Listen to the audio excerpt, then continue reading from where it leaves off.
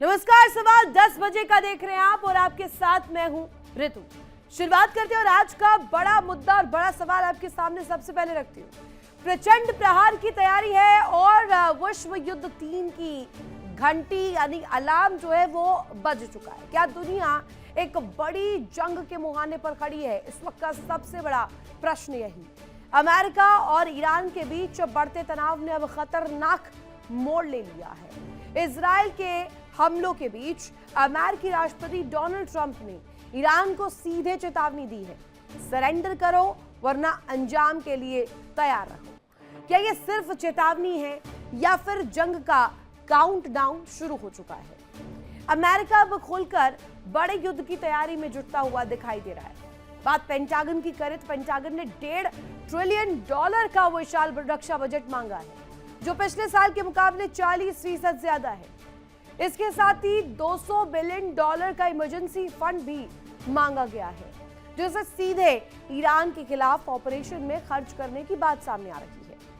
Trump की शक्ति के जरिए शांति वाली नीति अब और आक्रामक हो गई है। सबसे बड़ा और चौंकाने वाला संकेत ये कि ऑटोमोबाइल कंपनियों तक हथियार बनाने की अपील की गई है, यानी कार बनाने वाली फैक्ट्री अब टैंक, मिसाइल और सैन्य उपकरण बनाने के लिए तैयार किए जा रहे हैं। और इतिहास गवाह है, जब जब इंडस्ट्री को इस तरह मोड़ा गया, दुनिया ने युद्ध देखा है। द्वितीय विश्व युद्ध के दौरान भी कार फैक्ट्रियों ने हथियार बनाए थे और अब वैसी ही आहट सुनाई दे रही है। समंदर में भी हलचल तेज है। अमेरिकी नौसेना का तीसरा aircraft carrier USS George H.W. Bush middle east की ओर आगे बढ़ रहा है और पहले से मौजूद USS Abraham Lincoln, USS Gerald R. Ford के साथ ये तीसरा स्ट्राइक ग्रुप होगा। ये सीधे सीधे ईरान पर दबाव बढ़ाने के लिए तैनात किया गया। और अब बात करते हैं व्हाइट हाउस की। व्हाइट हाउस में ट्रंप ने अपनी राष्ट्रीय सुरक्षा टीम के साथ हाई लेवल मीटिंग की। JD वेंस, मार्को रूबियो और पीट हेग्सेट जैसे बड़े नाम इस दौरान मौजूद थे। इस बैठक के बाद युद्ध विराम बढ़ाने का फैसला जरूर हुआ, लेकिन बयानबाजी में नरमी कहीं से नहीं आई। ट्रंप का इस बीच दावा है कि अमेरिका की नाकाबंदी से ईरान को रोज $500 मिलियन का नुकसान हो रहा है। उन्होंने यहां तक कह दिया है कि ईरान की नौसेना समुद्र में डूब चुकी है। आज के इस खास शो में अपने मेहमानों से चर्चा करेंगे, बातचीत करते हुए जानेंगे, समझेंगे कि क्या यह सिर्फ दबाव की रणनीति है, प्रेशर टैक्टिक्स है, या दुनिया एक और बड़े युद्ध की ओर आगे बढ़ रही है। और क्या वाकई विश्व युद्ध 3 की घंटी बज चुकी है, अलार्म बज चुका है, या ये सिर्फ ताकत का प्रदर्शन है? बातचीत करें उससे पहले आपको कुछ डिटेल्स दिखा देते हैं, क्या कुछ इसको लेकर जानकारी मिल रही है, क्या तस्वीर है और इस वक्त क्यों कहा जा रहा है कि वर्ल्ड वॉर 3 की आहट सुनाई दे रही है। जल्दी से दर्शकों के सामने ये डिटेल रखते हैं। व्हाइट हाउस में हाई अलर्ट मीटिंग, और इसके साथ साथ आपको बता दें, इस मीटिंग का मुख्य उद्देश्य ईरान के साथ जो युद्ध चल रहा है उसको काउंटर करना। ट्रंप ने बुलाई emergency war meeting. Emergency meeting में JD वेंस, मार्को रूबियो, पीट हेग्सेट मौजूद रहे। और साथ ही आपको बता दें, वॉर रूम में ताबड़तोड़ रणनीतियां अख्तियार की गई। किस रणनीति, किस पॉलिसी के तहत आगे ईरान के युद्ध में बढ़ा जाए। बात सीज फायर की करें तो सीज फायर अनिश्चित काल तक बढ़ गया है। आप समझिए, लिमिट सेट करने को लेकर जानकारी मिल रही है कि सीज फायर के लिमिटेशंस पर चर्चा हुई। होर्मुज में अमेरिकी 5वां बेड़ा घिर चुका है। और इसके साथ साथ आपको बता दें, वर्ल्ड वॉर 3 इसलिए हम कह रहे हैं कि इसकी आहट सुनाई दे रही है क्योंकि खाड़ी क्षेत्र में सैन्य तनाव बढ़ता जा रहा है। Back to back military operations, back to back counter attacks, Hormuz पर सांस से अटकना इस बात का संकेत। ईरान के बंदरगाहों की नाकाबंदी अमेरिका ने कर दी है। साथ ही आपको बता दें, बंदर अब्बास, चाबहार, बुशर पर दबाव बनाया जा रहा है। साथ ही इसके अलावा वर्ल्ड वॉर 3 को संकेत देने वाला ये जो बड़ा कदम, ग्लोबल तस्वीर जो है हर पल बदलने को लेकर जो सामने आ रही है, इसकी वजह से कहा जा रहा है कि पूरा वर्ल्ड ऑर्डर लगातार बदल रहा है और यही महाशक्तियों के जुटान का सबसे बड़ा कारण है। और ये तस्वीर बहुत इंपॉर्टेंट होती है, लेकिन एक और डिटेल आपके सामने अब रख देते हैं। ईरान जंग में अभी तक के 5 सबसे बड़े अपडेट्स क्या है। ट्रंप की सीधी धमकी, पीस डील नहीं तो एक्शन तय, सेना पूरी तरीके से तैयार है, यानी कि अमेरिका इन एक्शन नजर आ रहा है। स्ट्रेट ऑफ हॉर्मूज खोलने के लिए यूके, फ्रांस की पहल देखने को मिली। ब्रिटेन और फ्रांस दोनों ही इस एस्पेक्ट पर बात करते हुए नजर आए। 30 देशों की आज लंदन में बड़ी बैठक भी होने वाली है और यहाँ इस सिटी में बातचीत जब होगी तो मुद्दे रखे जाएंगे ईरान युद्ध को लेकर। जेडी वेंस की पाकिस्तान यात्रा टाल दी गई है, यानी कि अब ये यात्रा नहीं होगी, पोस्टपोन कर दी गई है। आगे कब होगी, किस दिन होगी, कहां होगी, ये तमाम चीजों पर अभी कुछ क्लियर नहीं है। ईरान ने बातचीत के लिए पाकिस्तान रूट ठुकरा दिया है, ईरान को विश्वास नहीं हो रहा है। तेहरान इस वक्त खुद इस पक्ष में है कि पाकिस्तान पर कितना विश्वास किया जाए, ट्रस्ट बिल्डिंग की जाए, वो तय नहीं है। और एक ट्रांसपेरेंसी को लेकर जो तस्वीर बताई जाती है, पारदर्शी इस अप्रोच को नहीं बता रहा है। अमेरिका और ईरान के बीच सीजफायर कमजोर बना हुआ इस वक्त बताया जा रहा है। आगे संघर्ष बढ़ा होना तय माना जा रहा है, क्योंकि हूती विद्रोही कह रहे हैं कि हम लगातार तस्वीर इसी तरीके से दिखाएंगे अगर इजराइल जो कोशिश कर रहा है वो खतरनाक खेल है। इमानुएल मैक्रों की बात करते हैं, जहां हॉर्मूज में नाकाबंदी को अमेरिका की बड़ी गलती बताया। कहा कि पहले से ही हॉर्मूज को लेकर तस्वीर जो थी बहुत चिंताजनक थी। अब अमेरिका ने जो ये पहल की है नाकेबंदी कर, ये और ज्यादा क्रूशल और डिफिकल्ट फेज है। फारिस की खाड़ी में तनाव और ज्यादा बढ़ गया है। साथ ही आपको बता दें कि फ्रांस की कड़ी टिप्पणी जो सामने आई है, जिसमें इमानुएल मैक्रों के द्वारा जो पक्ष रखा गया, जिसमें स्पष्ट रूप में कहा गया कि फारिस की खाड़ी में प्रेशर बिल्डिंग और ज्यादा बढ़ गई है। प्रेशर स्टेट ऑफ हॉर्मूज को लेकर के हो या गल्फ को लेकर हो, पर्शिया को लेकर के हो, ये तमाम तस्वीर जो है वो बनती हुई नजर आ रही है। डिटेल्स आपके सामने रखेंगे और ये 5 बड़े अपडेट्स हमने आपको दिखाए। अपने मेहमानों से तारुफ करवा दूं, हमारे साथ खास मेहमान लगातार बने हुए group captain doctor VN Jha sir retired हमारे साथ कनेक्ट है, commander doctor Bhushan Dewan sir हमारे साथ कनेक्ट है, साथ ही कैप्टन आई सिंह हमारे साथ कनेक्ट है। तीनों का ही मैं स्वागत करना चाहूँगी तहे दिल से। पहला सवाल भूषण सर आप ही से, अगर मैं इस वक्त देखूं दादागिरी का दी एंड आपको लग रहा है क्या हो गया है? क्योंकि ना स्ट्रेट ऑफ हॉर्मूज पर दाल गल रही है ट्रंप की, ना अभी वार्ता को सफल करवा पाए। वार्ता को लेकर की जो तस्वीर बनी हुई वो तो आप देख ही रहे हैं, सीजफायर को लेकर की जो तस्वीर बन रही है वो तो आप देख ही रहे हैं। डील डिले हो रहा है, इसके पीछे बड़ी वजह क्या है? रितु जी, ट्रम्प साहब को मालूम पड़ गया है कि ईरान जो है बिल्कुल सीज फायर करने के मूड में नहीं है। बार बार ट्रम्प कह रहे थे डील करो, गोली से उड़ा दूंगा, नहीं मानोगे, जो भी कहानियां हैं। इस माहौल में तो कोई भी सामने नहीं आएगा डील करने। और ईरान भी समझ गया है कि ये ट्रम्प जो है खाली टाइम बाई कर रहा है। आपने भी रिपोर्ट में बताया रितु जी कि उनका एक और एयरक्राफ्ट कैरियर भी वहां पहुंच चुका है। तो कई दिनों से आ रहा था, Cape of Good Hope Africa के साउथ से आ रहा था, पहुंचा है अभी वो। सवाल ये है कि ये टाइम बाइंग का काम है। जो पहले 11 अप्रैल के पहले में हमारी आपके चैनल पे बात हुई कि ये दोनों साइड ने एक किस्म से रिचार्ज करने का ब्रेक लिया है। रिचार्ज माने दोबारा तैयारी। सांस सांस खुला हुआ था, सांस पकड़ा है, दोबारा दोबारा तैयारी के लिए वो उतरेंगे। तो ये, और दूसरी बात ये है कि मैं आपसे कल परसों 2 दिन से कह रहा हूं, शायद आपको याद होगा, आपके चैनल पे कहा है मैंने कि ये मुझे लगता है कि ये सीज फायर तोड़ने का जो टूट रहा है, नहीं हो रहा है, इसका ठीकरा शायद या तो अमेरिका या ईरान पाकिस्तान के सिर पे फोड़ दे। भाई तो ईरान कह ही रहा है कि हम फोड़ दिया है सर, एक बड़ी खबर आ गई है उसी को लेकर। बड़ी जानकारी इस वक्त आ रही है, ईरानी मीडिया में पाकिस्तान की कड़ी आलोचना हो रही है। वही आपने बोला था, तो वही मैं कह रहा हूं कि खैर वो ईरान का तो खाली नैरेटिव वाली बात नहीं है। ईरान को तो मतलब फीलिंग है कि सही डीलिंग नहीं कर रहा है पाकिस्तान, क्योंकि वो तो झुका हुआ है अमेरिका की डॉलर के सामने। खैर, पर जो आपने एक और अच्छी न्यूज बताई है कि जो नेटो की, वेस्ट यूरोप की कुछ कंट्रीज मिलके आज फिर से जूम मीटिंग कर रही हैं, पहले भी हुई थी। तो उसके चलते मुझे होप है कुछ हो जाए, क्योंकि एक बात, मामला सीज फायर का जो है, वार्ता का जो है, पेचीदा हो गया है। क्यों? पुतिन ने कल स्टेटमेंट बनाई है, शायद आपने कवर की थी या, तो उसने ये स्टेटमेंट बनाई है कि न्यूक्लियर के बारे में आप इतना अग्रेसिव हो रहे हैं, आपकी डील वो जो न्यूक्लियर का 450 किलो एनरिच यूरेनियम है उसके बारे में आप ईरान से डायरेक्ट बात नहीं करेंगे, हम मध्यस्थता होगी तो करेंगे, तो बात बनेगी। तो वो तो बात परवान चढ़ सकती है। पर उसमें भी ये है कि मतलब कि अमेरिका जो है ट्रस्ट रूस को इतना कर नहीं रहा है। मुझे पता लगा है कि अंदर खाने ओमान जो है वो काम कर रहा है। ओमान वही जो ओमान पहले से कर रहा था। ओमान एक न्यूट्रल देश है, एक पॉजिटिव देश है, वो कर रहा है, तैयारी कर रहा है।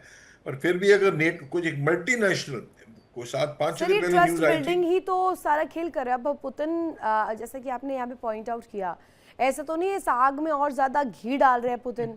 इस पर जरा अपनी प्रतिक्रिया दीजिएगा। एक बड़ी खबर, उसके बाद वापस आप ही के पास लौट रही हूँ माफी के साथ। एक बड़ी खबर ये कि ईरानी मीडिया में पाकिस्तान की कड़ी आलोचना करनी शुरू कर दी है। वही खबर जो भूषण सर बता रहे थे, पाकिस्तान सेना प्रमुख पर ईरान का बड़ा आरोप है। आसिम मुनीर पर मध्यस्थता झुकी हुई होने का आरोप लगाया गया। मुनीर ने ईरान का ड्राफ्ट प्रस्ताव अमेरिका तक पहुंचाया, पाकिस्तान पर डबल गेम खेलने का आरोप लगाया। ईरान के 10 पॉइंट फ्रेमवर्क जो है वो नजरअंदाज किए गए।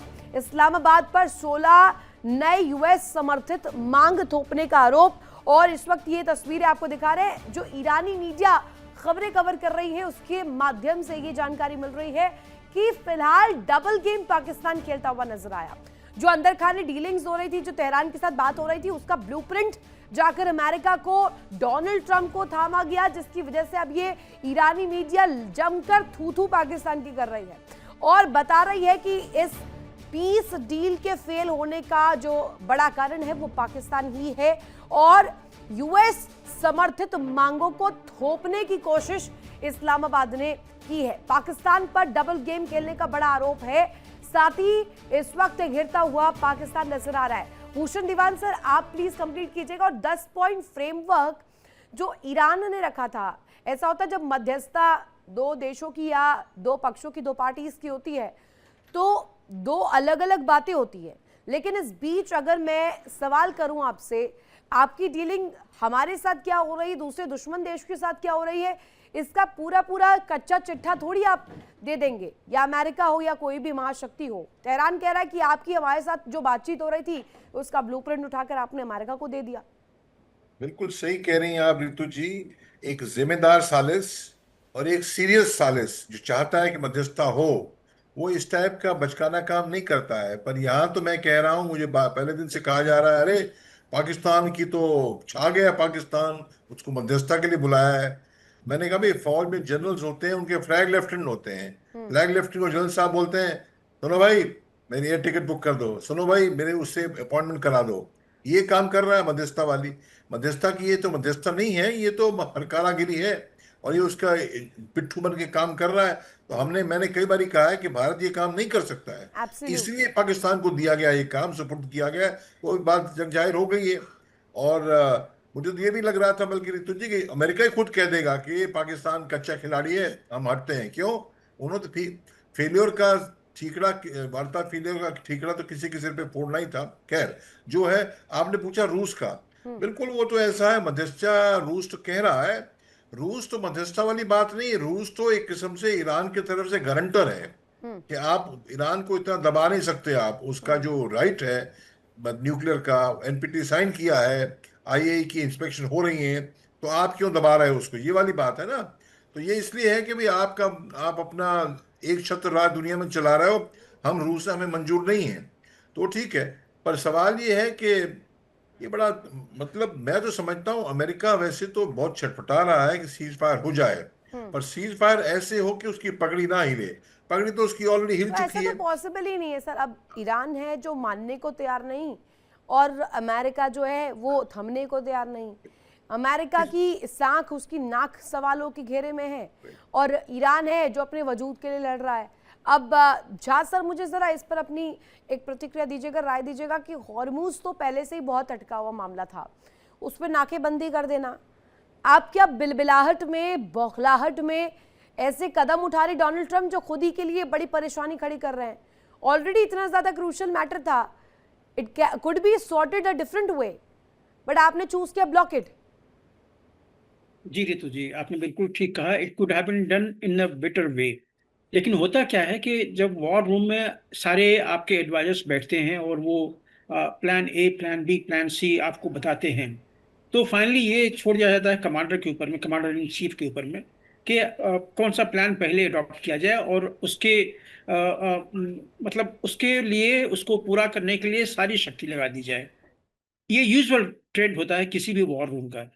तो यहाँ पे जो कुछ हुआ है, आपने एक और वर्ड यूज किया था कि पाकिस्तान डबल गेम खेल रहा है। ये तो मैं परसों से ही कह रहा हूँ, पाकिस्तान इसमें बिल्कुल डबल गेम खेल रहा है, लेकिन कुछ चीजें पाकिस्तान के ऊपर में उल्टी पड़ गई है। आपको याद कीजिए, जब मुनीर 3 दिन के लिए ईरान यात्रा पे आए थे, ज्यादातर टाइम उसने आईआरजीसी के साथ में बिताया था, और आईआरजीसी से उनकी काफी एफिनिटी है, ऐसा समझा जाता है। कई कई मिलिट्री एक्सपर्ट जो हैं वो जाहिर कर चुके हैं। ऐसा समझा जाता है कि मुनीर ने आईआरजीसी को कहा था कि मैं अपना इन्फ्लुएंस यूएस पे के ऊपर में लगाऊंगा, क्योंकि यूएस के साथ मैंने वो रेयर अर्थ मिनरल्स के डील जो है बलूचिस्तान के, वो साइन की है।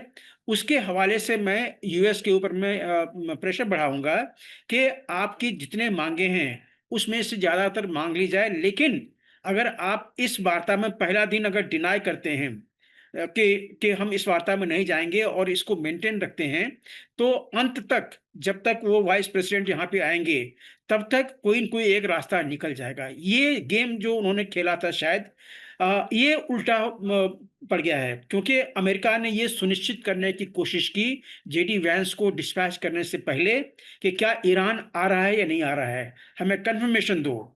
जब कंफर्मेशन गया नहीं आ रहा है, तो जेडी वैंस का पहले 20th का ट्रिप जो था वो, if you can hear me, मेरा सवाल आपसे ये है कि इस सिनारियो में फिर तो ये प्रतीत होता है कि America is wanting attention then. देखिए, अमेरिका टेंशन मांगता है, वो उसकी जरूरत नहीं है। मतलब ये तो ले दे के वही चीज शुरू की है अमेरिका ने। जब अटैक शुरू किया था ईरान के ऊपर में, तो ये क्या, ये टेंशन क्रिएट करना नहीं था? जब जब बातचीत attention attention attention attention grabbing stunt. नहीं, अमेरिका अटेंशन के लिए नहीं आता है। ईरान जो है, ईरान अटेंशन चाहता था, ईरान सिंपैथी चाहता था, ईरान कंसेशन चाहता था। और ये इसमें कोई दो राय नहीं कि ईरान की जो आर्म फोर्सेस है ग्राउंड पे, वो काफी तहस नहस स्टेट में है अभी भी, क्योंकि उनका एयर डिफेंस जो है, एयर फोर्स जो है, खत्म हो चुका है। और जिस देश का एयर डिफेंस खत्म हो गया हो, हम लोग कहते हैं कि उसका अंडरबेली एक्सपोज्ड है, आप हिट कीजिए। तो उसी स्टेट में आज के दिन में ईरान खड़ा हुआ है। तो ईरान जो है वो बुरे हालत में है, लेकिन फिर भी उन्होंने अपनी आन नहीं छोड़ी है। 2-3 चीजें उन्होंने बिल्कुल साफ कर दी है कि ये जो आप चाहते हैं कि मैं घुटने पे आके आपसे गिड़गिड़ाऊं, ये नहीं हो सकता है। तो उन्होंने जो अपनी 10 मांगे रखी थी, 10 जो अपने डिमांड रखे थे, मांगे तो नहीं, मांगना होता है याचना करना, ये डिमांड है कि आपको ये देना पड़ेगा।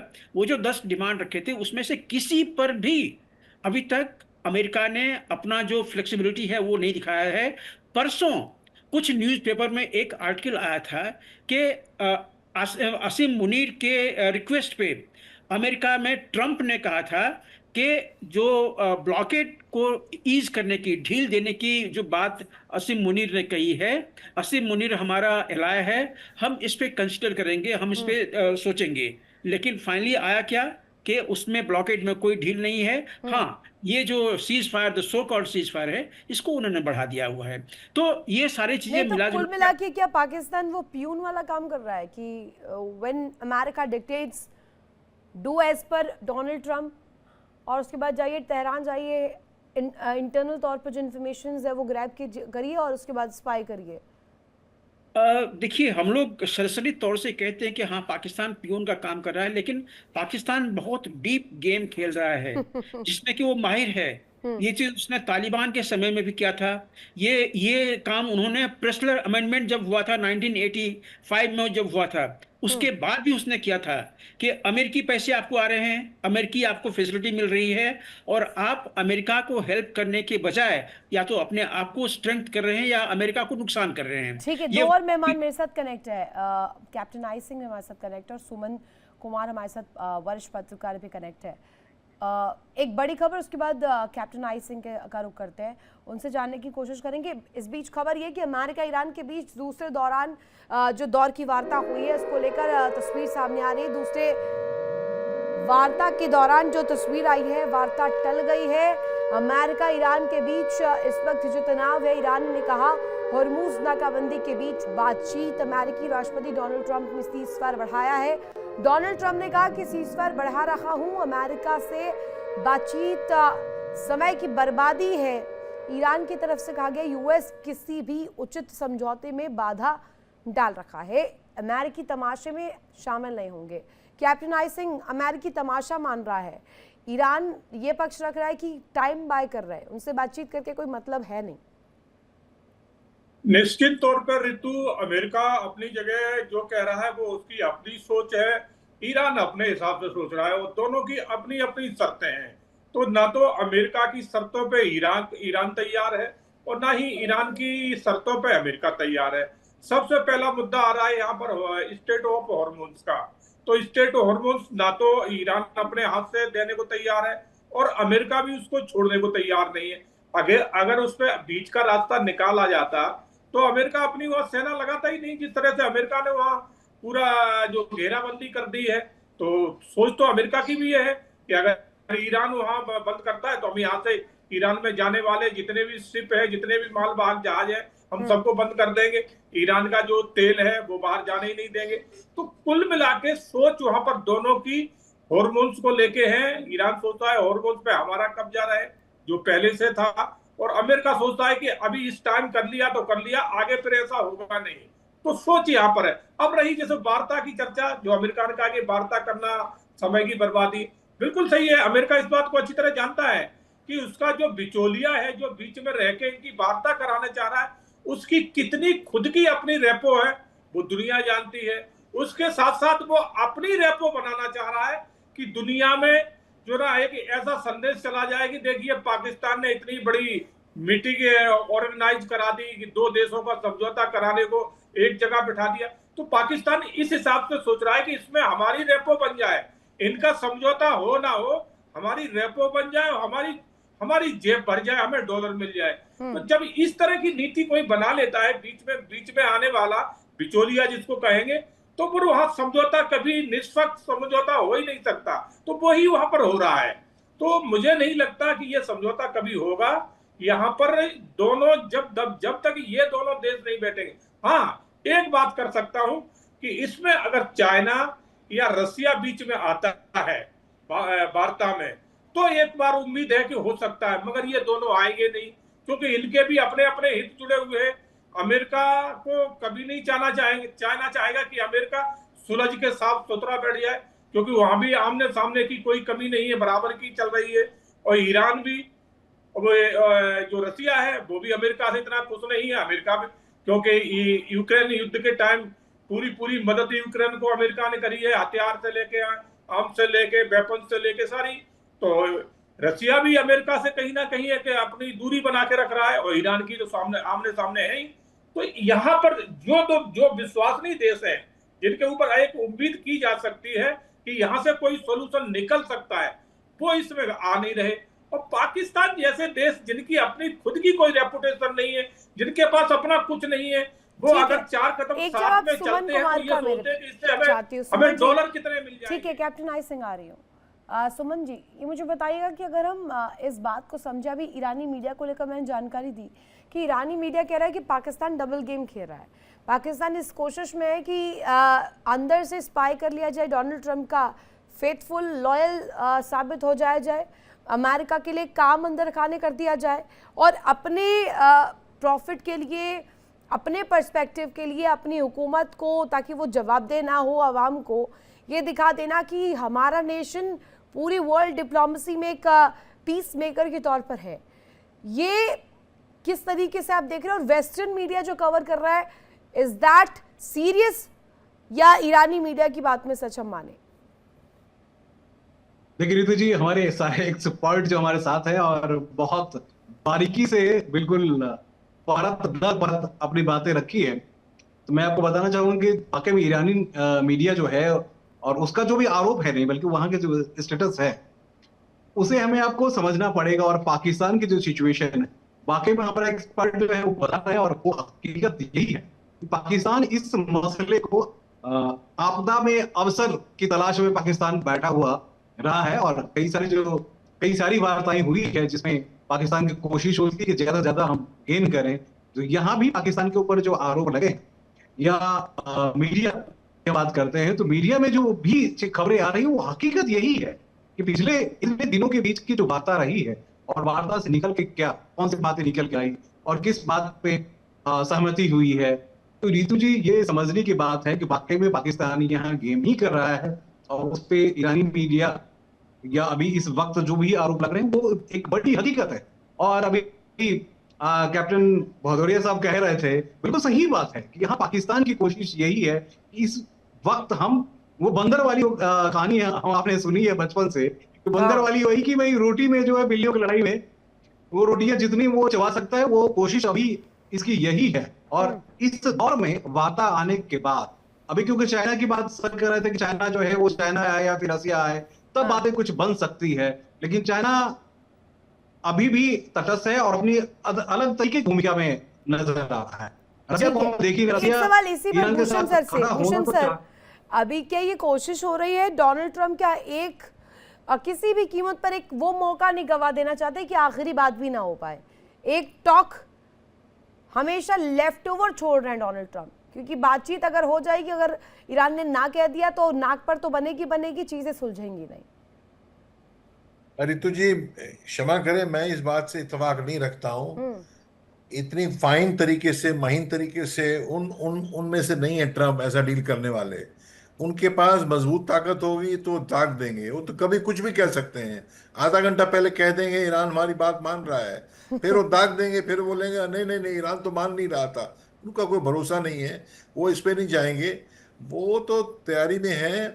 पर बात ये, उनको ये भी पता है ना कि ये अगर तैयारी, ये देखिए क्या करेंगे। उन्होंने यही कहा है ना कि हम बम्बार्डमेंट कर देंगे आपकी पावर प्लांट, आपकी डिसलिनेशन प्लांट, आपकी इंफ्रास्ट्रक्चर, रेलवे लाइन, रोड्स, इन रिफाइनरीज। उनको पता है अगर ये ट्रम्प ऐसा करेगा ईरान पे तो ईरान वही कर देगा, यूएई पे, सऊदी पे, कतार पे, बहरीन पे, सब दुनिया उसमें आग लग जाएगी। अब ये ट्रम्प क्यों ये काम करा रहा है हॉर्मुज खोलने का? क्योंकि दुनिया सारी तराई-बाम कर रही है, उनको गालियां दे रही है, रेट बढ़ रहे हैं, अमेरिका के अंदर भी बढ़ रहे हैं। पर जो अभी देखिए वो एम्प्टी टैंकर तिफानी जो बे ऑफ बंगाल में फिर कैप्चर कर लिया है, तो इसका तो मुझे लगता है अगर मैं ईरान में होता तो मैं, अच्छा तुमने युद्ध का दायरा वहां तक ले गए बे ऑफ बंगाल, नहीं तो फिर ये पीस डील कहां से हुई सर? नई पीस डील कहां से हुई? ये पीस डील थोड़ी हुई, फिर तो ये डिप्लोमेटिक ड्रामा दिखाया जा रहा है। तो मैं अगर होता ईरान में तो अच्छा आपने हमारा टिफानी वहां पकड़ा है बे ऑफ बंगाल में, अब हम बाबल मैंडेब बंद कर रहे हैं, तो दुनिया इस पर थू करती।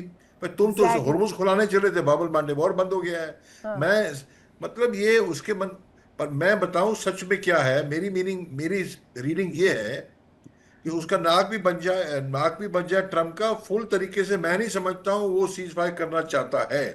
अगर उसके लिए मेरे समझ में आइडियल सिचुएशन ये है कि धीरे धीरे ये पिंग पोंग मैच चलता रहे 6 महीने, और वो बता दे अपने अवाम को, दुनिया को, देखो हमने दबा दिया है। मैच फिक्सिंग नहीं हुई फिर क्या? मैच फिक्सिंग नहीं हुई, डोनाल्ड ट्रंप अपने हिसाब से नहीं करना चाहते। एक बड़ी खबर, उसके बाद वापस आ रही हूँ और झा सर आपसे प्रतिक्रिया चाहूंगी। ईरान से जंग के बीच अमेरिका से बड़ी खबर सामने आ रही है, बड़ी जानकारी इस वक्त आपको बता दें। बड़ी जानकारी ये है कि यूएस न्यूक्लियर चीफ एंड्रयू हग सस्पेंड किए गए हैं। अमेरिका के परमाणु सीक्रेट के खुलासे का आरोप, ईरान में स्कूल हमले का भी खुलासा किया था और यहाँ पर अब एक्शन ले लिया गया है। सीधे सीधे इस स्थिति को ऐसे लिया गया है कि अगर यहाँ साथ नहीं दिया गया हुकूमत का, डोनाल्ड ट्रंप का, अमेरिका के अभी इस स्टांस का, तो सीधे सीधे एग्जिट ऑर्डर दिया जाता है। यूएस न्यूक्लियर चीफ एंड्रयू हग सस्पेंड कर दिए गए। जहाँ सर ये सस्पेंशन क्या ये दिखाता है कि डोनाल्ड ट्रंप अभी या तो ग्रे हैं या तो ब्लैक है या व्हाइट है? कौन सी इसमें तस्वीर आप देख रहे हैं डोनाल्ड ट्रंप की? जो भी अगेंस्ट बोल रहा है उसे सीधे एग्जिट ऑर्डर। एंड सेकेंडली, ये क्या मैच फिक्सिंग के जैसा नहीं लग रहा? डोनाल्ड ट्रंप जो चाहते हैं वही होगा। तो ग्रे, ब्लैक और व्हाइट को एक शीशे में मिला दे, आप एक्सपेक्ट करेंगे कौन सा कलर निकलेगा, वही कलर आज के दिन में जो है वो यहाँ पे आपको दिख रहा है। एक चीज़ के लिए बहुत देर से वेट कर रहा था कि कोई पैनलिस्ट एक चीज़ को लाएंगे जो अभी तक लोगों ने इग्नोर किया हुआ है, लेकिन उसका डायरेक्ट रिpercussions पाकिस्तान से है। क्योंकि आज के दिन में पाकिस्तान ने जो एक गेम खेला है सऊदी के साथ मिलके, कि पाकिस्तानी एयरक्राफ्ट और पाकिस्तानी सोल्जर्स सऊदी ग्राउंड पर उतारे गए हैं। तो जितना दिन ये वहां पे रहेगा, इनको डॉलर्स आते रहेंगे। तो पाकिस्तान आज के दिन में एक न्यूट्रल मेडिएटर नहीं है। उसका अपना स्टेक है, उसकी अपनी इंटरेस्ट है, उसका अपना गेम है। उसको पैसे मिलते हैं, अमेरिका से तो मिलते ही थे पहले, अब सऊदी से भी पैसे मिलने लगे हैं। तो वो क्यों ना चाहेगा कि ये चलता रहे, काफी देर तक चलता रहे। हालांकि कहीं कहीं ना कहीं नहीं, ये इसके ऊपर में उल्टा भारी पड़ेगा, बहुत जोर से भारी पड़ेगा। लेकिन वो समय जब आएगा तब आएगा, तब तक मुनीर रिटायर हो जाएंगे, कोई और चले जाएंगे, कुछ और हो जाएगा। ये जो शॉर्ट टर्म प्लान जो है पाकिस्तान का, ये खतरनाक है, और इससे बहुत सारे लोग या तो वाकिफ नहीं हैं, या फिर वो नहीं इसको तो फिर इग्नोर इसकी करने की कीमत कोशिश क्या कर रहे हैं। ऐसे नहीं चुकानी होगी? अगर अमेरिका का साथ दिया, सऊदीया के साथ बैकस्टैब किया तेहरान को, तो क्या ऐसा नहीं होगा आने वाले समय में जो आप बोएंगे वही पाएंगे? फिर चीन आपकी खबर लेगा। अमेरिका की आप कर दीजिए मदद, चीन है ना आपकी पूरी रिपोर्ट लेने के लिए। फिर तो जी, ये तो पाकिस्तान में आम बात है। जिस तालिबान की उसने सहायता की, जिस टीटीपी को उसने ब्रॉट अप किया, जिसको उन्होंने चीट किया, अमेरिका को भी चीट किया, तो वो तो अपनी फसल जो बोया है वो अभी भी काट रहा है, और पहले भी काटा हुआ है। तो पाकिस्तान के लिए ये कोई बड़ी चीज नहीं है, ये आम बात है पाकिस्तान के लिए। लेकिन आज के मामले में, आज के परिप्रेक्ष्य में अगर इस युद्ध को देखिए, और जो टॉक परसों होने वाली थी, टल के कल आई, कल भी नहीं हुई, अब पोस्टपोन हो गई है इन्फिनेटली, मतलब इन्फिनेटली कह लीजिए, क्योंकि कोई नया तरीका आया नहीं है। और ये भी जरूरी नहीं कि ये पाकिस्तान में ही होगा, ये कहीं और भी हो सकता है। तो इसके मद्देनजर अब अमेरिका को अपना एग्जिट प्लान जो है वो एग्जीक्यूशन की जरूरत है। एक बार अमेरिका जब ट्रंप अपना ये इंटरव्यू दे रहे थे, तो किसी ने, पत्रकार ने उनसे पूछा था, is there any option for nuclear escalation, क्योंकि ट्रंप ने कहा था in minutes I will destroy Iran. तो पत्रकार ने पूछा था is there any possibility of nuclear war, तो पाकिस्तान, तो ट्रंप ने कहा था 99% नो। तो उसने 99% जो कहा था, इस पे काफी नुक्ताचुनी हुई थी, और लोग ये भी सवाल उठाने लगे थे कि क्या अमेरिका फिर वही करना चाहेगा जो उसने जापान में किया था, और वो अनप्रेसिडेंटेड था। तो इस पे कुछ नुक्ताचीनी हुई थी, और अमेरिका के प्रिपेयर्डनेस पे वहां पे भी सवाल कुछ लोग उठा रहे थे, और जिसका कि इफेक्ट आप देख रहे हैं कि जो वहां का जो न्यूक्लियर आर्सेनल का जो पर फिर सवाल ये कि फिर जेडी वेंस ने क्यों टाला, जेडी वेंस ने पोस्टपोन क्यों किया? ये जेडी वैंस ने पोस्टपोन नहीं किया है, ये ट्रंप एडमिनिस्ट्रेशन ने पोस्टपोन किया है। क्योंकि जो उनकी थू होती, अगर जेडी वैंस पाकिस्तान आए होते और वार्ता नहीं होती, और ईरानियन डेलीगेट नहीं आया होता, तो अमेरिका की इतनी थू होती कि उनका फेस सेविंग मुश्किल हो जाता। एक बड़ी खबर इसी पर एक बड़ी जानकारी सामने आ रही है। सर, बातचीत से पहले यूरेनियम पर फंसा पेच, यूरेनियम को लेकर के यहाँ पर एक दफा फिर से स्थिति जो है असमंजस वाली, कंफ्यूजन वाली, यूरेनियम पर पेच फंसा है। दूसरे राउंड में यूरेनियम बड़ा मुद्दा, अमेरिका चाहता है यूरेनियम हटाए ईरान। ईरानी परमाणु प्रोग्राम का विनाश हो चुका है, ईरान के पास परमाणु हथियार नहीं हो सकते। कैप्टन आई सिंह, इसी पर सवाल आपसे, परमाणु प्रोग्राम पर बात हो रही थी, और अब तो हॉर्मुज भी है, अब न्यूक्लियर डस्ट भी सौंपने के लिए कहा जा रहा है, ये भी कहा जा रहा है एनरिचमेंट रोक दीजिए। एंड प्लस इस दूसरे दौर की वार्ता से थोड़ा सा कहा जाए, बहुत ज़्यादा कहा जाता है ना, जो तस्वीर दिखाई जाती है कि एक एक मूवमेंट को आप ट्रेस करें, क्योंकि आपकी पूरी साख जुड़ी हुई है। अगर एक डेलीगेशन वहाँ पहुँच जाता, ईरानी डेलीगेशन नहीं पहुँचता, इसमें भी थू डोनाल्ड ट्रंप की कि भेज दिया गया डेलीगेशन को। अनम्यूट कीजिएगा कैप्टन आईसी।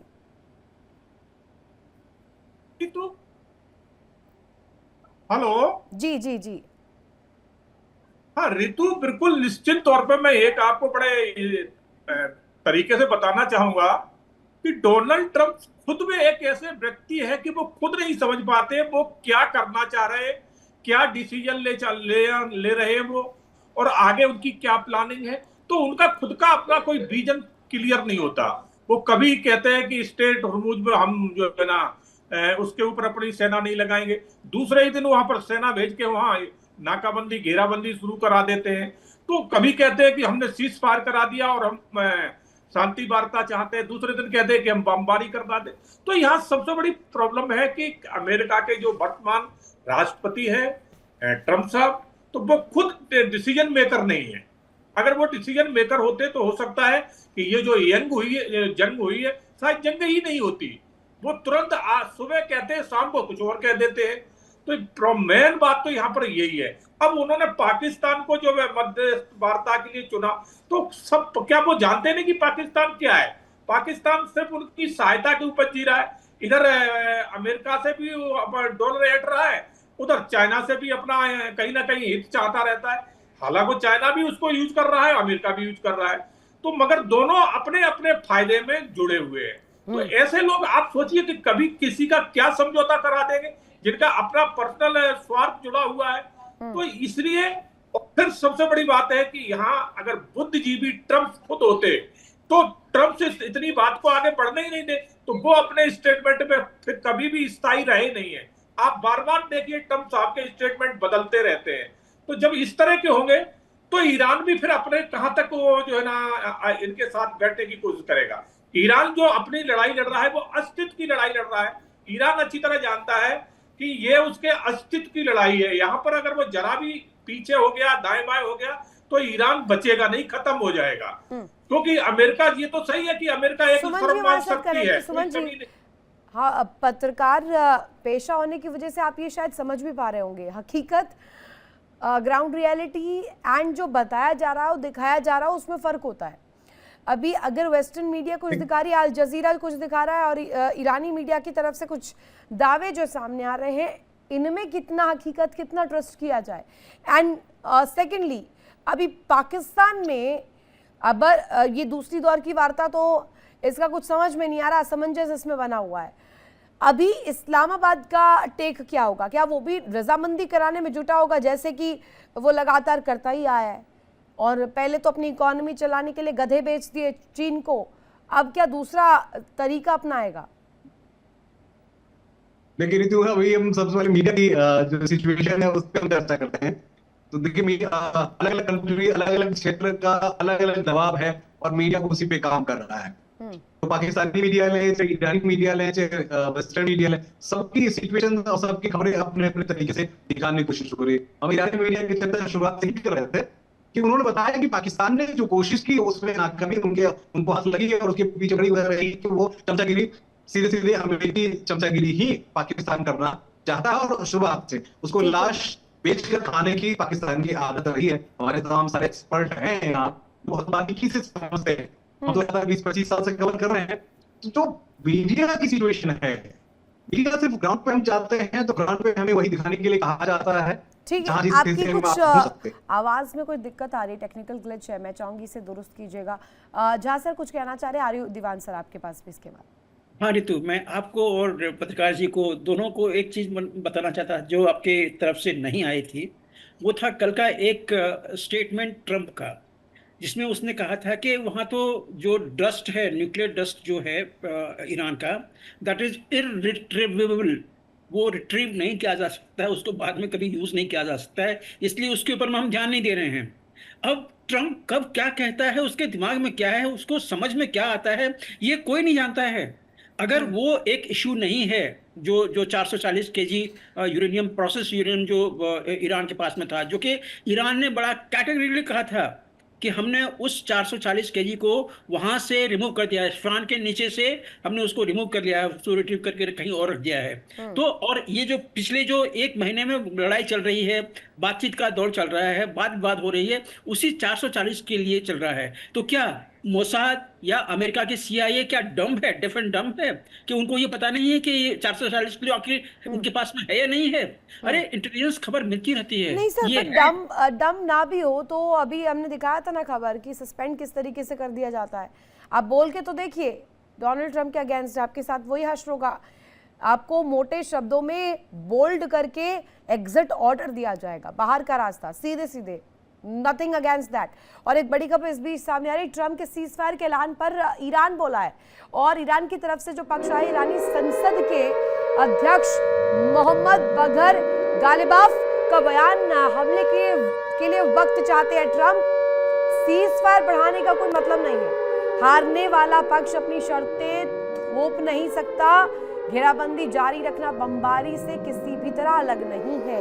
अब लीजिए, यही बात हम कर रहे थे दीवान सर, अब लीजिए ये पूरी तरीके से कोट भी कर दिया है और पक्ष भी रख दिया है।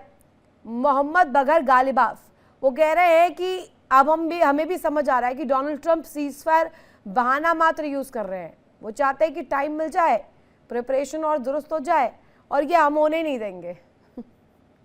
बिल्कुल सही बात है, पर मैं देख रहा हूं कि कई बार हमारी मीडिया में ट्रम्प की ऐसी पर्सनैलिटी है, ऐसा करता है, अभी वो तो ऐसा है कि मुझे तो लगता है वो ईड़ा बन के पेड़ा खा रहा है, वो उसको सब पता है क्या कर रहा है, ये उसका ड्रामा है, स्टाइल है उसकी। मैं तो पागल हूँ भाई, मैं तो कुछ भी कर सकता हूँ, वो बातें कर, उसको पता है उसकी साइकोपैथ पर्सनैलिटी। तो एक ही पॉइंट मैं कह सकता हूँ, एक बहुत बड़ा लीडर था, नाम नहीं लेना चाहता, अमेरिका का ही था, वो कहता अगर मुझे कोई इनवाइट करता है जहाँ मैयत है, जहाँ कोई शादी है, तो दूल्हा मुझे ही होना चाहिए, दूल्हा, और मेरी सी लाइमलाइट मेरे पे पड़े, दूल्हा मैं ही हूँ। और कहते कहीं पे मैयत हो तो अर्थी मैं ही हूँ, और कोई बने ना, लाइमलाइट मेरे पे हो, ये उसका साइकोपैथ नेचर है। वो यहाँ तक कह दिया, इस्लामाबाद में बात हो गई तो फुल कुछ लेने के लिए मैं वहाँ आ जाऊंगा, देखो मैंने करा दिया है, प्लीज प्राइस दो मेरे को। खैर वो सब ये मामूली बातें हैं। सवाल ये है कि अभी तो ये पेचीदा हो रहा है मामला। अभी आप देखिए, ये हूती जो है, अभी न्यूज आपने फ्लैश की है, हूती जो है रेड सी में, बाबल बंदे में, वहां खुलाफात शुरू करेंगे, जिसमें यूरोप सख्ते में आएगा। यूरोप बोला तो यूरोप से एशिया पूरा ट्रेड वहीं से आता है, अफ्रीका से होकर नहीं आता, पूरा ट्रेड वहीं से आता है, वहां तकलीफ करेगा, अभी वहीं शुरू हो जाएगा एडवांस। क्यों? मिस्टर ट्रम्प, आपने हमारा टैंकर तिफानी वहां पकड़ा है, बे ऑफ बंगाल में, इंडियन ओशन में, अब हम इसको, आप दायरा बढ़ा रहे हैं, हम भी बढ़ाएंगे, तो ये होगा। तो इसको तो अभी खैर एक और अच्छी बात है, बड़ी मीटिंग हो रही है वहाँ व्हाइट हाउस में। व्हाइट हाउस में मीटिंग क्यों हो रही मालूम नहीं, तो मीटिंग से मालूम पड़ेगा क्या निकलता है, क्या नई स्ट्रेटजी है। बात तो अभी तो न्यूक्लियर की बात तो हॉराइजन 2 है, अभी तो स्ट्रेट ऑफ हॉर्मुज खुलनी चाहिए, कोई आगे मध्यस्थता कराए, आपको बुलाया जाए, किसी को बुलाया जाए, वो यही मध्यस्थता कराए, पहले तो आप हॉर्मुज खोलो, 1 बाय 1 चलो, फिर हम देखते हैं क्या है, न्यूक्लियर की बात करेंगे, उसको कीप इट पेंडिंग। ये तो दुनिया त्रासदी में आ रही है ना, और वो ठीक है, क्योंकि अगर देखिए हॉर्मुज खुल भी जाता है ना, ईरान तो खोलेगा नहीं मुझे लगता है, क्योंकि उसके पास तो यही हथियार है। हाँ। हॉर्मुज जो उसके हाथ में आया है, ये तो हथियार है उसके पास, अगर वो खोल दे उसके पास क्या बचता है, फिर दब जाएगा वो। पर कोशिश यही हो रही होगी इन के प्रकार, न्यूक्लियर की बात बाद में करेंगे, पहले तो हॉर्मुज खोलो। पर उसमें भी मैं समझता हूँ क्या होगा, मेरी समझ में ईरान नहीं मानेगा, ईरान बोलेगा ठीक है जी, आप $2 मिलियन नहीं लेंगे, हम $50,000 लेंगे, हम $1 मिलियन लेंगे, जब तक सुलझता नहीं मामला, लिखित में नहीं देते कि हम नो फर्दर एग्रेशन, तो हम खोलते हैं। आपके अकॉर्डिंग क्या ये जो ईरान का स्टैंड है, नो निगोशिएशन अंडर प्रेशर, ये सही है? बिल्कुल बिल्कुल सही है, और उसमें तो बिल्कुल यही तो पॉइंट हो रहा है। और वो तो बात कंफ्यूज कर रहे हैं ट्रम्प, कभी न्यूक्लियर की, कभी बैलिस्टिक मिसाइल की, कभी बैठते हो आप तो या काला तोप पहनते हो, सफेद क्यों नहीं पहनते हो, कुछ भी कह सकते हैं, कुछ नहीं उसकी वैल्यू। पर दुनिया की त्रासदी तभी दूर होगी कि जब जो ये बात हॉर्मुज के खुलने पे अगर हो जाती है, तो फिर बैठ के बातें करते रहो। तो उसमें ट्रम्प का क्या है, ट्रम्प की नाक कहाँ गिरती है, आप खोल दीजिए 1 लाख वो, पर वो नहीं कैसे मानेगा उसको तो, और धीरे धीरे लड़ाई जो करना है करते रहिए, वो जहाज में जा रहा। एनीवे, ये तो उलझता जा रहा है मामला। मैं बताऊं क्या है इस चीज में, आपको मालूम है क्या हो जाता है, human error on the ground. जैसे हमारा 3 दिन पहले इंडियन मर्चेंट वेसल पे फायरिंग कर दिया था, और फायरिंग वाले कैप्टन ने बोला, वीडियो सुना होगा आपने, ऑडियो, आपने हमें परमिशन दिया है, हम परमिशन लिस्ट में नंबर 2 थे, आप हमें फायरिंग कर रहे हैं। ये on the ground in the fog of war इतना कंफ्यूजन होता है, ऑन द ग्राउंड को फायरिंग हो जाए, अमेरिकन वॉरशिप पर फायरिंग हो जाए, कोई बड़ा हादसा हो जाए, तो चीज फैल जाएगी। फिर आप पूछते रहो जान के किया है नहीं किया है। हमारे यहाँ भी कितनी डिबेट हुई कि ईरान ने, हमारा दोस्त है, हमारे फायरिंग कर दी। मेरा झा सर से, उसके बाद आ रही हो भदौरिया सर और सुमन जी भी। दोनों से भी एक एक प्रतिक्रिया लेनी है इसी पर। मुझे बताइएगा झा सर कि अगर मैं इस पूरे सिनारियो को देखूं तो ये पीस टॉक पर पीस टॉक, डीले पर डीले, अल्टीमेटम्स पर अल्टीमेटम आ रहा है और ये पूरा गेम जो है दिन ब दिन टाइम जो चला जा रहा है, इस बीच ये सबसे बड़ी कड़ी है। लेकिन क्या अभी Donald Trump wants a minor pause in this war, इसीलिए सीज फायर? दो चीज ऋतु, एक तो जो सीज फायर है ये बहुत बैडली हैंडल किया जा रहा है, खास करके अमेरिका द्वारा। क्योंकि ये देखिए, जब भी कोई सीज फायर होता है, निगोशिएशन होता है, उसमें दोनों पक्ष अपना अपना जो पक्ष है उसको मजबूत बनाने की कोशिश करते हैं, अपने आपको विनिंग पोजीशन में रखने की कोशिश करते हैं। ये हर जगह होता है, पोस्टरिंग होता है वो, लेकिन बाद में फिर वो सिकुड़ के एक मिड पाथ जो होता है वहां पे आता है। लेकिन यहाँ पे हो क्या रहा है कि डोनाल्ड ट्रंप उसी दौरान एक ऐसा बयान देते हैं कि सीज फायर करो, नहीं तो मैं ये करूंगा, मैं डिस्ट्रॉय कर दूंगा तुमको, सीज फायर हमारे प्लान पे करो, डॉटेड लाइन पे साइन करो। ऐसा नहीं होता है। और ईरान में तो कतई नहीं हुआ, क्योंकि ईरान में अमेरिका ग्राउंड फोर्सेस को भेजने की स्थिति में नहीं है, और जब तक आप ग्राउंड फोर्सेस नहीं भेजेंगे तब तक आप किसी देश को जीत नहीं सकते हैं। तो Iran is cannot be right now for America, Iran is invincible. मैं ये स्टेटमेंट दे सकता हूं, चाहे उसके ग्राउंड में सारे लोगों को मार दें, वहां पे न्यूक्लियर बम गिरा दें, लेकिन वो जीत नहीं सकता है ईरान को। तो Iran cannot be one upon. अब वो चीज एक तरफ में रखिए, दूसरे तरफ में आप ये चीज देखिए कि आखिर ये जो ईरान और अमेरिका को जो एक साथ लाने की कोशिश की जा रही है, स्ट्रेट ऑफ हॉर्मुज का जो तमाशा है, जहां पे कि आज फिर से 30 देश जो है वो यूरोप और बाकी लोग वो मिल रहे हैं, तो ये बहुमुखी गेम वहां पे चल रहा है। लेकिन दो जो मेन स्टेक होल्डर हैं, मतलब जो ऑल्टरनेटिव स्टेक होल्डर हैं, रशिया और चाइना, वो अभी अपने आप को उसमें इंडल्ज नहीं कर रहे हैं। तो आपका पहला सवाल कि क्या हम तीसरे वर्ल्ड वॉर की तरफ में जा रहे हैं, अभी सवाल आंसर है नो। लेकिन दूसरा कि क्या ये पीस टॉक संभव है इस तरह से? इस तरह से तो संभव नहीं है। ट्रंप को कहीं ना कहीं अपने आप को डिसेंड करना पड़ेगा, या वो अथॉरिटी देनी पड़ेगी वैंस को कि आप वहां पे ग्राउंड पे डिसीजन लीजिए कि कितना आप कंसेशन दे सकते हैं, कहां तक। कैप्टन आई सिंह, अगर मीडिएटर की भूमिका हम देखें तो मीडिएटर की भूमिका खुद पहले व्हाइट कॉलर होना चाहिए मीडिएटर को। अब मीडिएटर ऐसा जो आतंकी देश है, जैसे खुद Benjamin Netanyahu on official term आतंकी देश करार चुके हैं, अब अगर उस स्टांस को भी ना देखे, लेकिन जो खबरें आती है कि जो अपने आवाम के लिए नहीं खड़ा हो पाया, वो किसी देश के बीच में सुलह कराने के लिए कैसे खड़ा होगा? इस मीडिएशन के लिए भी तो एक व्हाइट कॉलर अप्रोच होना चाहिए, इफ आई एम करेक्ट। निश्चित तौर पर ऋतु, आप ये देखिए तो ये तो इस बात को तो डोनाल्ड ट्रंप भी जानते हैं कि पाकिस्तान है क्या, एक आखिर को तो वो एक आतंकी देश है, आतंकियों को पालने वाला है। जो वर्ल्ड का सबसे बड़ा जो अमेरिका के वर्ल्ड ट्रेडर को गिराने वाला ओसामा बिन लादेन कहाँ पकड़ा गया था, कहाँ मारा गया था? पाकिस्तान में। तो इस बात को तो अमेरिका भी जानता है, मगर पता नहीं क्यों अमेरिका जानते हुए, कहावत है ना कि हम सब कुछ जानते हैं मगर फिर भी हम गलत काम करते हैं। तो अमेरिका बीच में किसको लाता है? पाकिस्तान को। और पाकिस्तान ये सोचता है कि इससे हमारी रेपो बन जाएगी, जो मैंने पहले भी ये बात दोहराई। तो कुल मिला के है कि इसमें जब तक कोई एक रेपुटेड देश, कोई भी कंट्री जो व्हाइट कॉलर कंट्री है, जिसकी बात कोई भी सुनता है, मानता है, अगर ऐसे लोग बीच में आएंगे, इसलिए मैंने रसिया और चाइना का नाम लिया, फ्रांस भी हो जाए, फ्रांस की भी लोग बात मानते हैं, उनकी भी रेपो है पूरी दुनिया में। तो ऐसे लोगों को जब तक मध्यस्थता के लिए नहीं लेंगे, वो बीच में नहीं आएंगे, तो ऐसा कुछ होने वाला नहीं है। क्योंकि डोनाल्ड ट्रंप भी एक सन की टाइप, मैं तो यही कहूंगा कि वो उनका जो दिमाग है वो सन की टाइप है कि वो 2 मिनट में अपना डिसीजन खुद कहते हैं और खुद बदल देते हैं। कितने बार उन्होंने कहा कि सीज फायर करते हैं और फिर बमबारी करा देते हैं। कभी कहते हैं हम यूरेनियम के लिए, जब तक यूरेनियम नहीं मिल जाएगा हम बमबारी कराते रहेंगे, हमारे युद्ध विराम नहीं होगा।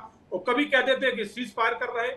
तो कुल मिला के यहाँ ना तो डोनाल्ड ट्रंप से स्तर है और ना ही ईरान अपनी बात पे, जो ईरान कह रहा है वो सही कह रहा है। मैं ईरान की यह बात तो कहूंगा कि ईरान अपनी बातों से पलट नहीं रहा है, मगर उसकी मजबूरी है कि वो अगर हर तरह से समझौता कर कैसे ले करेगा तो एक जवाब सुमन जी का। सुमन जी, नेशनल इंटरेस्ट की रक्षा कर रहा है ईरान या भाग रहा है समझौते से?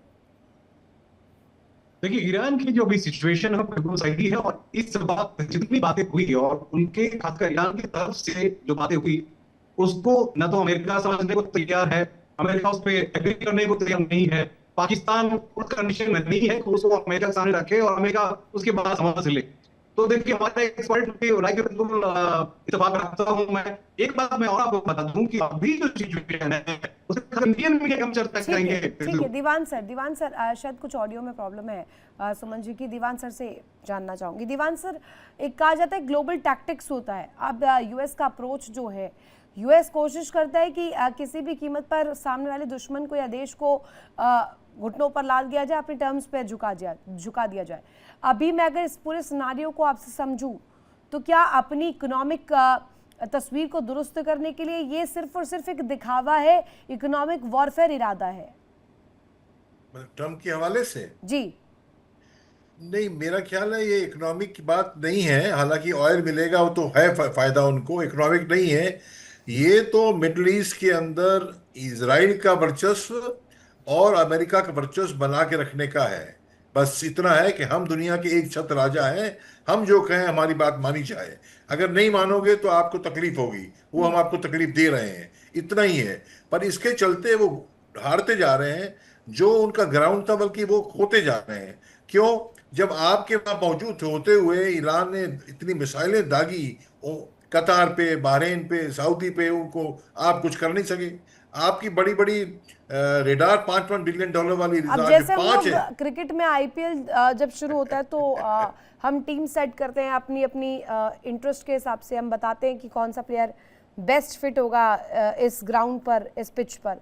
आपको क्या लग रहा है कि अगर विटकॉफ या कुशनर के अलावा कौन सी वो तिकड़ी रह सकती थी जो इस पूरी सिनारियो में ज्यादा कारगर होती? जेडी वैंस तो है ही नहीं, मतलब जेडी वैंस पे छोड़ना चाहिए था, पर जेडी वैंस अनफॉर्चुनेटली जो उनकी बॉडी लैंग्वेज है, जो अप्रोच है, मैं देख रहा हूं वो तो यस सर कर रहे हैं। फौजी हैं वो, रिटायर्ड, यस सर कर रहे हैं। आप शंभू बन के काम करिए, वो कर नहीं रहे, उनको हुक्म मिलता है। एक जवाब झा सर से। झा सर, क्या ये डिजाइन ही ऐसा किया गया था पीस टॉक कि फिर से फेल हो जाए? नहीं, देखिए, पीस टॉक के तो समूह के हक में है, अमेरिका के भी हक में है। वो वहां से निकलना चाहता है किसी भी तरह से। वो उसका बस चलता तो वो हॉर्मुज को ऐसे ही छोड़ के वहां से निकल जाता है, लेकिन उसमें उसका फेस जो है वो उस पर बहुत बड़ा ब्लॉट पड़ जाता है। इसलिए उस स्थिति में नहीं, आज के दिन में अपने टर्म्स पे पीस एकॉर्ड कराने की कोशिश कर रहा है। कोई सीक्रेट छुपा रहा है क्या अमेरिका अभी? वो अमेरिका क्या कह रहा है, क्या कर रहा है, बहुत कहना मुश्किल है, लेकिन कोई इसमें सीक्रेसी नहीं है। उसकी सीक्रेसी एक ही है कि वो वहां अब निकलना चाहता है वहां से। ठीक है, और किसी न यानी किसी तरह कि अभी सीज फायर तो बहाना है, पीस टॉक्स तो बहाना है, असल मकसद जंग से पीछा छुड़ाना है। डोनाल्ड ट्रंप इस एस्पेक्ट से काम कर रहे हैं कि किसी भी कीमत से अब इस लंबी जंग में उलझे ना। जो दिखाना था, जो करना था, एलिमिनेट हो चुका है, अब आगे इस युद्ध को ना बढ़ाए। आप सभी कनेक्ट हुए, कीमती वक्त दिया, इसके लिए शुक्रिया। कीमती पक्ष अपना रखा है। आए यहाँ पर रुकेंगे एक छोटे से ब्रेक के लिए। इंडिया डेली अब आपके स्मार्ट टीवी पर मौजूद है। देखिए इंडिया डेली 24/7 अब आपकी स्मार्ट टीवी पर।